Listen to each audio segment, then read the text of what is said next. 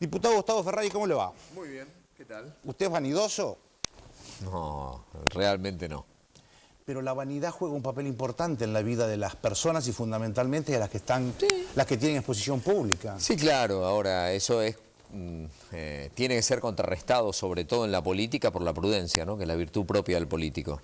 Que no digo que la tenga, pero tenemos que buscarla, tenemos que procurarla, ¿eh? Tratar sobre todo porque nosotros podamos representar a una cantidad de personas que sienten que son nuestras voces las que los representan. Y esto ahora fíjese que notable, es importante. ¿no? La soberbia es uno de los 7 pecados capitales. Sí, claro. La prudencia es una de las virtudes teologales. Así es, claro.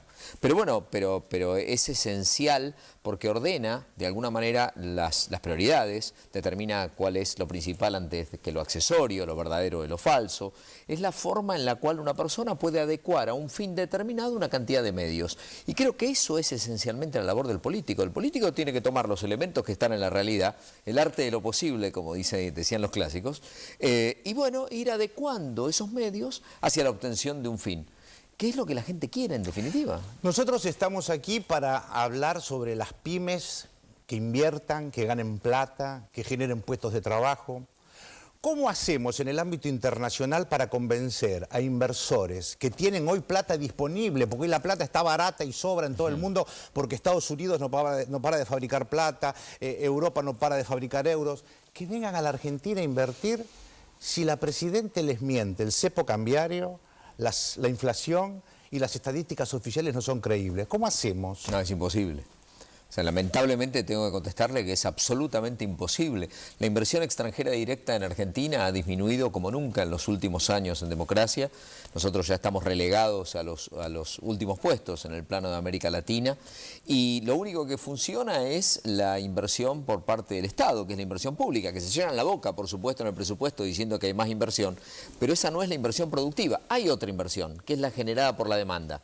A veces se produce en algún lugar en el cual, bueno, evidentemente te están comprando determinado producto y la gente dice, voy a tratar de producir un poquitito más para que me compren. Pero las señales que le hemos dado al mundo son de cerrazón absoluta, es decir, no hay manera que alguien elija a la Argentina para invertir. Al contrario, las marcas se van, pero no es un problema las marchas. A ver, es horrible que se vayan las buenas marcas de ropa y es un problema que se vayan las buenas marcas de, no solo las indumentarias, sino de carteras, etcétera, que están yendo a Argentina. Lo grave es que se van aquellas que generan trabajo productivo. Es decir, cada vez que se toma una medida, por ejemplo, contra los medios de comunicación, cada vez que se afecta la libertad, lo que hace una persona es decir, yo no invierto en este país. E invertir no es entender, no debe ser entendido como que la persona invierte para llevarse dinero. Es generación de trabajo. Esencialmente generación de trabajo. Ahora, fíjese que estamos hablando de mentiras y cuesta trabajo realmente hablar del engaño del proyecto de presupuesto para el 2012. Cuando yo lo leí, dije, el ministro de Economía, Lorenzino, está armándole el presupuesto a otro país, falta el de la Argentina. Porque ese presupuesto ya de arranque está viciado de nulidad por el crecimiento, por la inflación, por el valor del dólar.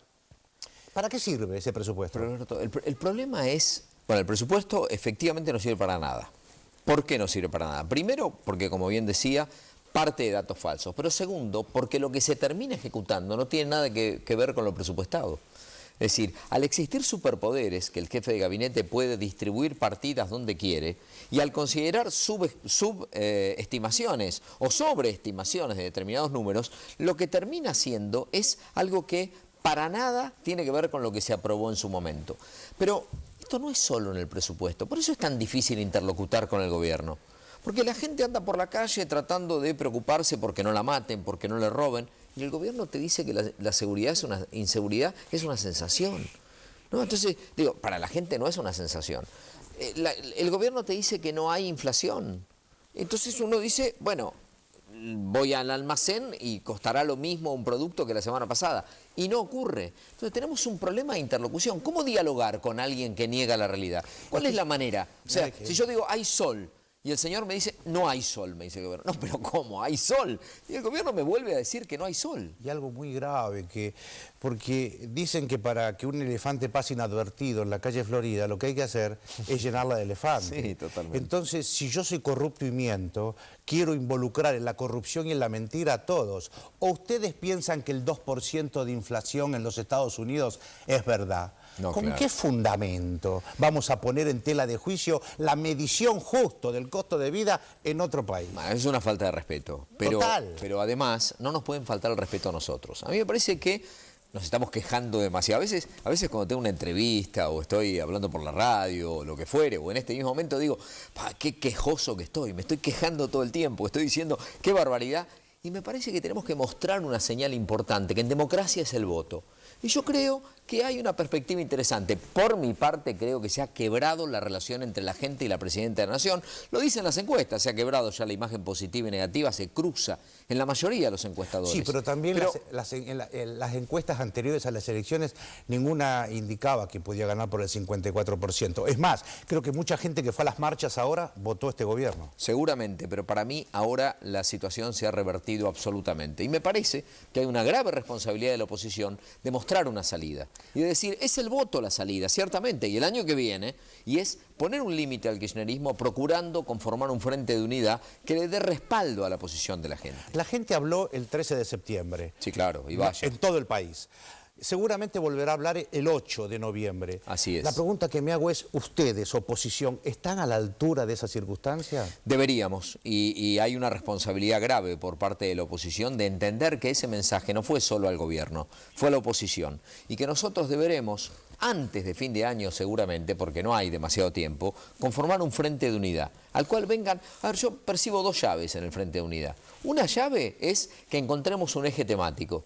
Un eje temático común, por ejemplo, que esta Constitución, antes que cambiarla, hay que cumplirla. Y me parece que es un punto central que nos une a todos. Y el segundo, que aquello que nos separa, que son las candidaturas, sea diferido para después del 2013. Que los que quieren ser presidente, quieren ser gobernadores, se junten en la perspectiva electoral del 2013 y discutan las candidaturas 2014-2015. Me parece que eso sería una buena manera de iniciar un diálogo y de ofrecer a la ciudadanía una perspectiva seria. Dicen que el que siembra vientos recoge tempestades. Sí. Y yo recuerdo cuando con Néstor en vida se aplaudían o se pasaban por alto escraches muy groseros. Ahora los escraches, que yo no comparto, de ninguna manera los comparto, los está padeciendo o los están padeciendo algunos funcionarios del gobierno. Y como aquello de que porque uno sembró vientos puede recoger tempestades, este gobierno ha sembrado mucha discordia, poco diálogo, y me parece que está generándose una respuesta que puede llegar a ser violenta si no hay un amortiguador político en el medio. Bueno, Argentina es un pueblo pacífico.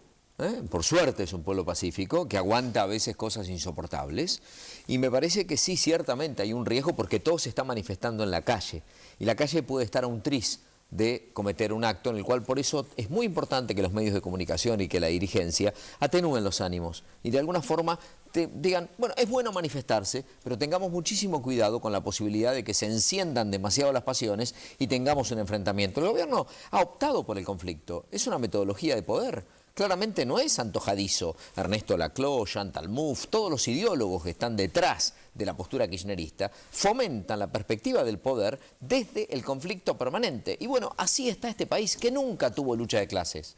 Este país está ahora ensombrecido por la espantosa realidad de que se dice, esos son los de Miami, estos son los que reciben los planes, estos son los que están en los country, estos son los de los asentamientos. Esa división es impropia de la Argentina. Cortito, porque esto es muy interesante lo que dice usted. En el 73 el marxismo no pudo infiltrar al peronismo. ¿Lo podrá hacer ahora? No, de ninguna manera. Creo que el peronismo en ese sentido tiene una salvaguardia también en el sindicalismo más profundo de la Argentina, que de hecho sabe lo que es la justicia social y que la mayoría de los países que entraron en la seducción marxista no tuvieron justicia social, de hecho tuvieron que revertir el proceso. Está pasando de alguna manera ahora a Colombia, a Venezuela. Uno dice, esto es marxismo, la palabra suena antigua, lo que claro es una visión socializante, si no lo podemos llamar marxismo.